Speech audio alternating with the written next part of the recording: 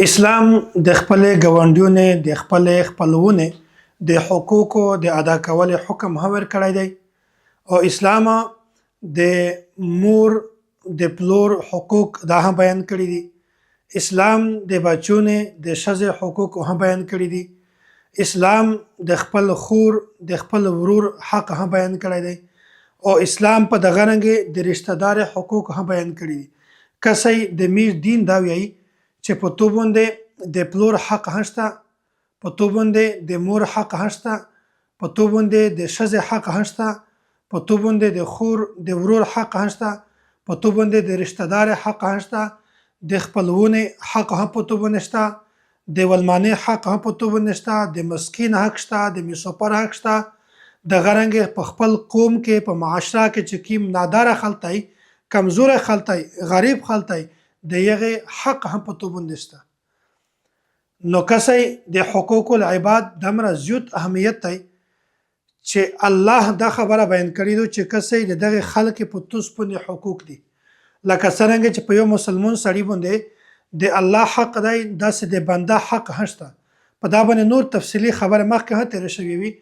الله تعالی قرآن کریم کې بیانوي ان الله یأمر بالعدل والاحسان وایتاء ذی القربى، چې توس د عدالت نه چار واخلي، د غرنګ و ایتاء ذی القربى چې کیم د توس خپلول دي، رشتہ دارم دي، د یغه حقوق هم ادا کوي، یغه ته د یغه خپل حق ورکوي.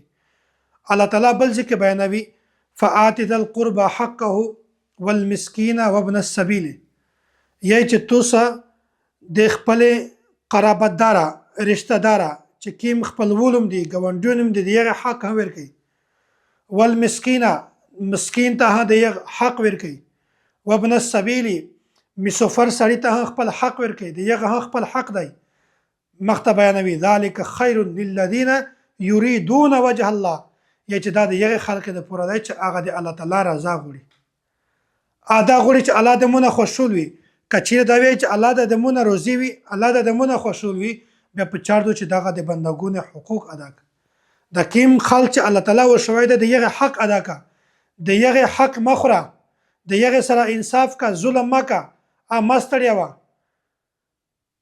کسې که یو سړی دا غوړي چې د مونږ د الله تعالی خوشحال وي، بیا د بنده حق ادا کو. بل الفاظ سره دغه تعبیر دی چې الله تعالی خپل رضا معلقه کړی دو په دا پورې چې هغه د بنده حقوق ادا کو.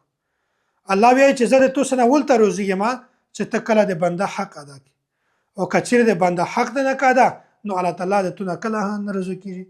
ذلک خیر یریدون وجه الله، الله تعالی فرمایي چې دا د یغه خلق د پوره دا شی بهتر دی چې هغه د مور رضا غوړي. نو کسې الله تعالی د رضا د پوره ضروری خبره دا شی دی چې بنده د بنده حق ادا کو. الله حق کچیر په تو باندې الله تعالی کچیر توبه ورته وبسي، الله تعالی نه معافي وغوړي، الله خپل حق ته معاف کوي.